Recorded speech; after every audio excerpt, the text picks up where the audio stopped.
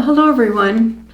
My name is Dar Rath and I'm the pastor at Faith Lutheran Church in Port Elgin, Ontario, Canada.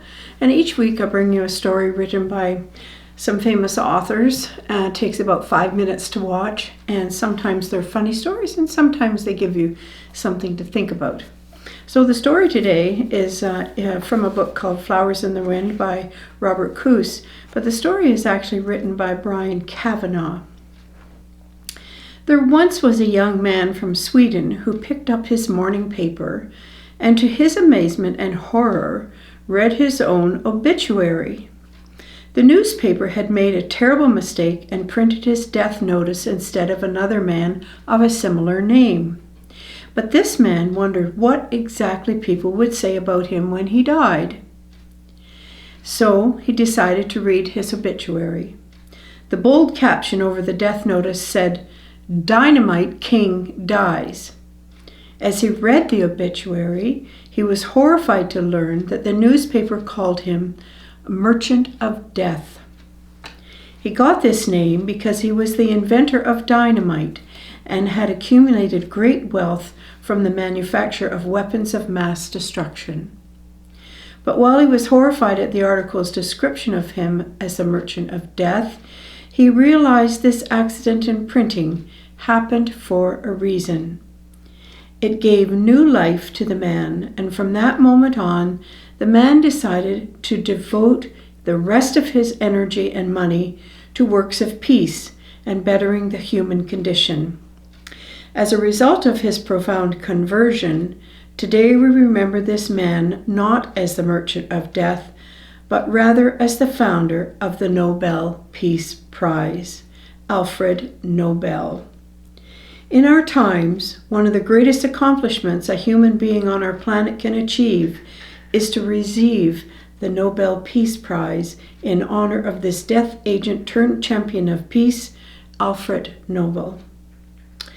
Did the obituary reflect an actual death for Mr. Nobel? Yes and no. No, his body did not die, but yes, it did indicate what I call a good death, a death of the old birth of a new. He went from a person of destruction to a person of peace. When most of us hear the word death, we usually think of something bad. Death can be seen as something good, and let's look at some examples of both bad deaths and good deaths. Robert Coos writes, "Bad death occurs when something good dies and is not replaced by something else that is good. Examples are many and include such things as the death of a dream, death of love, death of faith, death of our sense of adventure, death of our childlike wonder of the universe, death of our zest for life, or death of striving to become a better person." I know a man, for example, with whom I went to high school. He was always full of life and joy and always had a ready smile in high school. For reasons unknown to me, however, he has become a very bitter, angry, and depressed man. I wonder what kinds of terrible things may have happened to him that made his wonderful spirit die. This is an example of a bad death.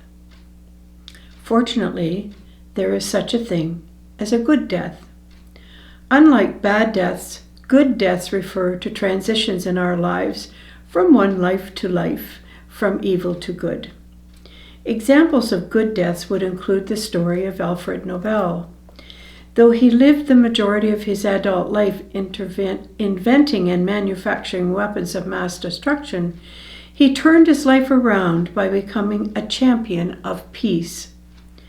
Other examples of good deaths would be replacing selfishness with generosity, judgmentalism with compassion and sensitivity, resentments with forgiveness, hatred with love, dissatisfaction with one's possessions with gratitude, despair with hope, laziness with hard work, immaturity with maturity, and many others.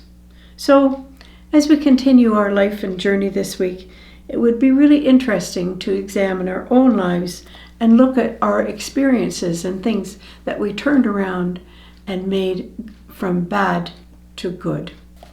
So have a great week and blessings on your day.